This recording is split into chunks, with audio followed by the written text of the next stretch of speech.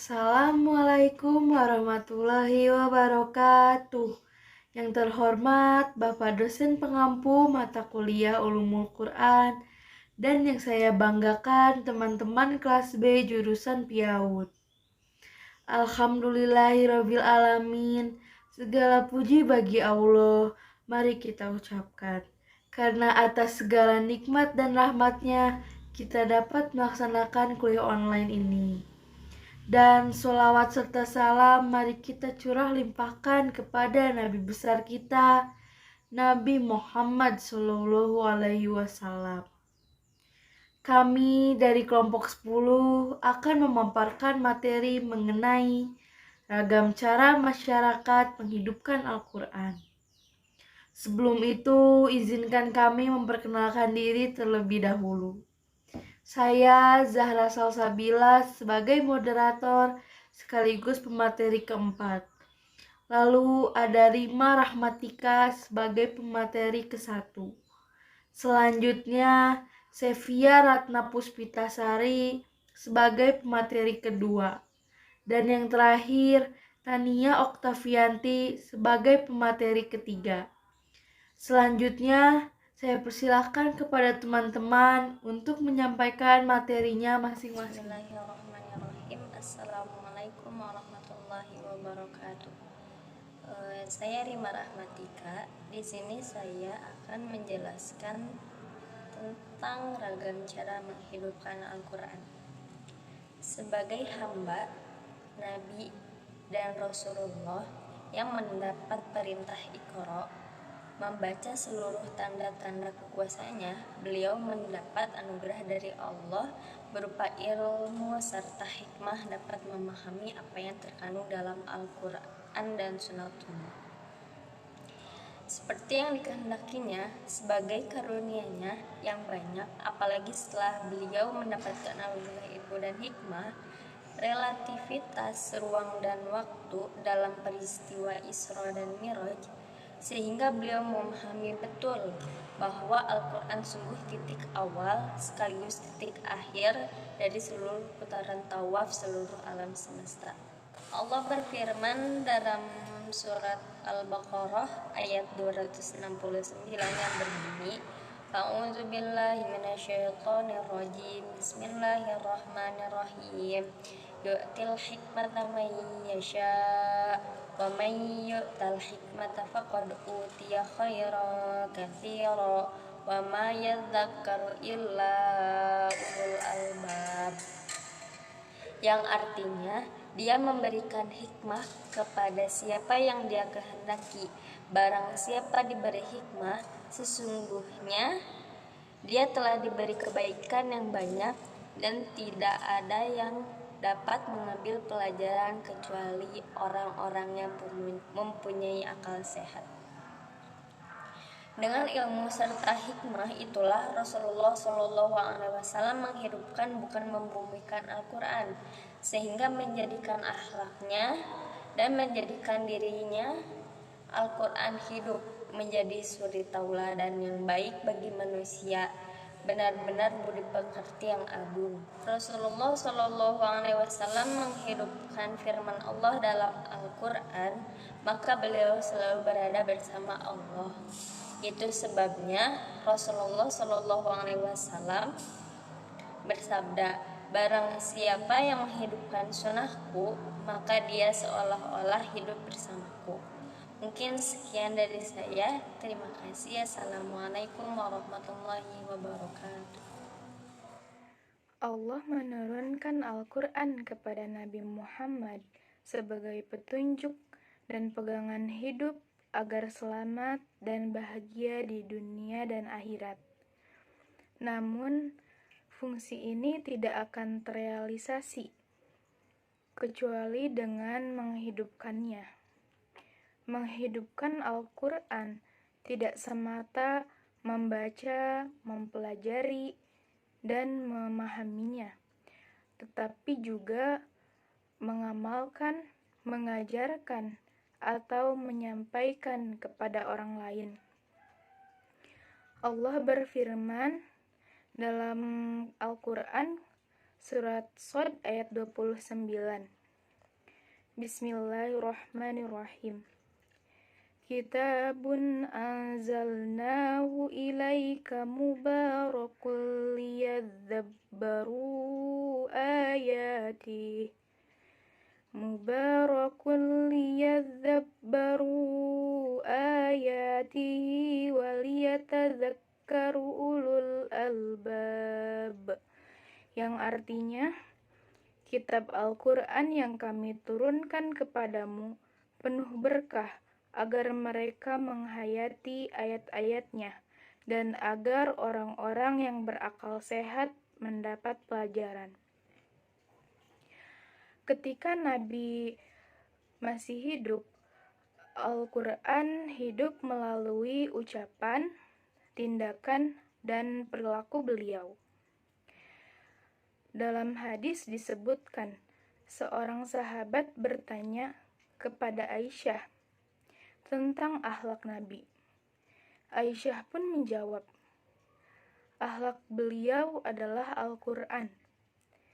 Hadis riwayat Bukhari dan Muslim.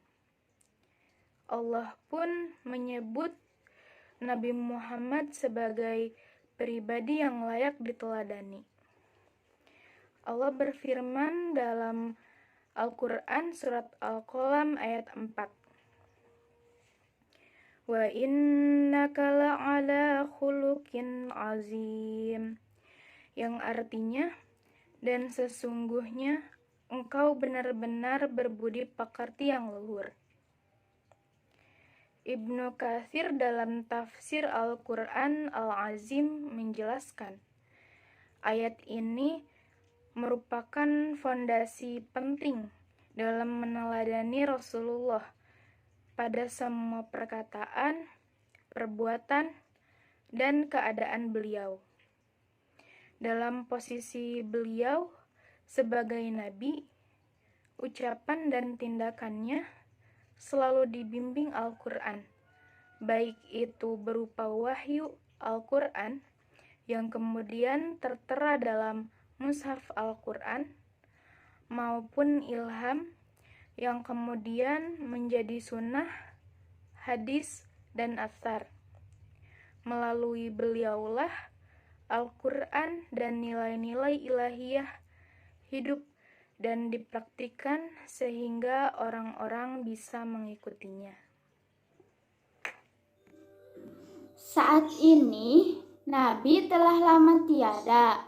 Para sahabat dan tabi'in yang generasinya paling dekat dengan masa Nabi juga sudah tiada. Meski begitu, Al-Quran tetap menjadi petunjuk hidup sepanjang masa.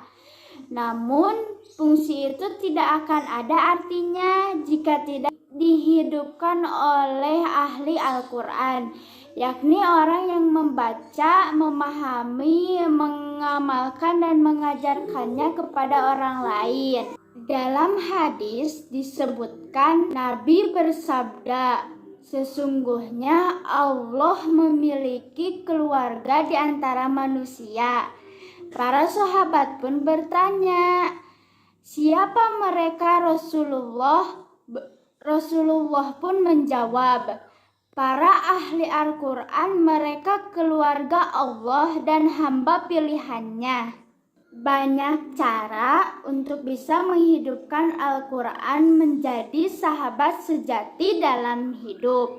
Pertama, melafazkannya atau membacanya dengan sesering mungkin. Aktivitas membaca Al-Quran merupakan cara yang paling awal untuk bisa menjadikan Al-Quran sebagai sahabat sejati dalam hidup kita. Rasulullah Shallallahu Alaihi Wasallam bersabda, Iqra'ul Qur'ana fa innahu ya'ti yaumal qiyamati syafi'an li ashabihi, yang artinya, bacalah Al-Quran, sesungguhnya ia akan datang pada hari kiamat menjadi pemberi syafaat bagi orang-orang yang bersahabat dengannya. Hadis riwayat Muslim. Kedua, menghafalkannya merupakan langkah agar dapat menjadikan Al-Quran sebagai sahabat sejati yang terpatri dalam hidup dan tertera dalam jiwa. Al-Quran juga merupakan satu-satunya kitab suci yang mudah dihafal di antara kitab lainnya. Hal ini sebagai firman Allah dalam Quran surah Al-Qamar ayat 17. A'udzu billahi minasy syaithanir rajim. Bismillahirrahmanirrahim. Walaqad yassarnal Qur'ana lidzikri fahal mim mudzakir, yang artinya, dan sesungguhnya telah kami mudahkan Al-Quran untuk pelajaran, maka adakah orang yang mengambil pelajaran itu? Ketiga, menadaburinya. Langkah ketiga untuk bisa menjadikan Al-Quran sebagai sahabat sejati dalam kehidupan adalah dengan berusaha untuk memahami dan menadaburinya.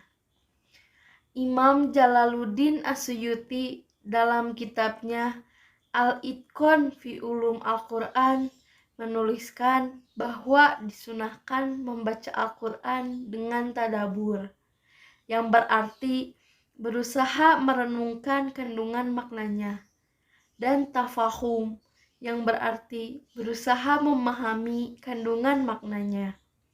Keempat, mengamalkannya.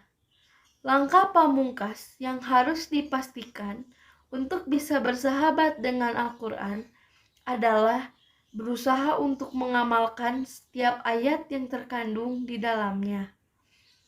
Proses untuk bisa mengamalkan ini dapat dipahami dengan cara menjadikan setiap aktivitas kita sesuai dengan tuntunan Al-Quran, baik dalam urusan duniawi maupun ukhrawi. Untuk mendapatkan manfaat dari Al-Quran dan menghidupkannya, kata Ibnul Qayyim dalam kitab Al-Fawaid, seseorang mesti memusatkan hati ketika membaca dan menyimaknya, memfokuskan pendengaran, serta menghadirkan diri seperti halnya Nabi saat menerima Al-Quran. Karena sejatinya Al-Quran itu merupakan petunjuk bagi manusia. Semakin seseorang menjauh dari Al-Quran, berarti ia menjauh dari petunjuk Allah.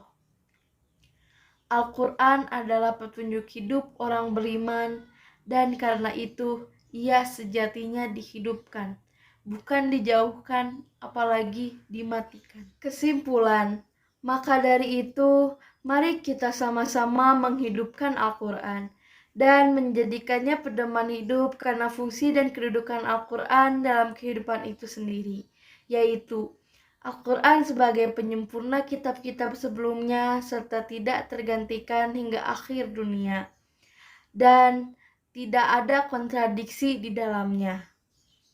Belajar dan mengamalkan Al-Quran sangatlah penting, karena tidak ada satu ayat pun dari Al-Quran yang membuat si pelajar, pembaca, dan pengamal mengalami kerugian. Karena Al-Quran adalah mukjizat satu-satunya yang sangat luar biasa, dan tidak ada satu orang pun yang dapat membuat satu ayat Al-Quran. Sekian presentasi atau diskusi dari kelompok kami. Saya Zahra Salsabila sebagai moderator mewakili kelompok 10 mengucapkan mohon maaf atas kekurangannya dan mohon maaf apabila ada salah kata. Terima kasih atas perhatiannya. Wassalamualaikum warahmatullahi wabarakatuh.